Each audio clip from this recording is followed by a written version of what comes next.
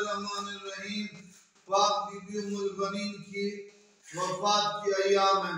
बीबी कायनात के कमालात की मरकज, बीबी ईसार और कुर्बानी की अलामत, बड़ा मकाम और मोमिनीन मशवरा देते दुआ कबूल न। बीबी उम्मुल बनीन का वसीला दे के अल्लाह से मांगे दुआएं कबूल होती हैं।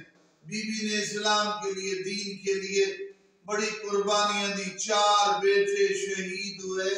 बीबी उम्मुल बनीन ने सब्र भी किया और इस्लाम के लिए इनकी औलाद का अजीम किरदार था। इस्लाम के लिए मुसीबतें सही।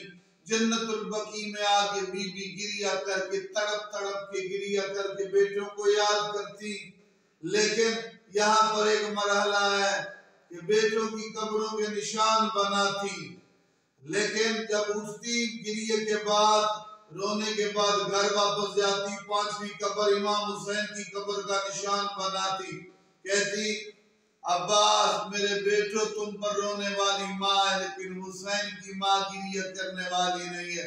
मैं कहूँगा बीबी आपने जन्नतुल बकी और मदीना में गिरिया किया, हुसैन की माँ बीबी फातिमा ज़हरा ने करबला से कूफा, कूफा से शाम तक अरब के वसी इलाकों में मदीना के अलावा भी गिरिया किया।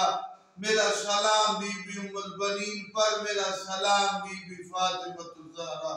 वस्सलाम अलैकुम।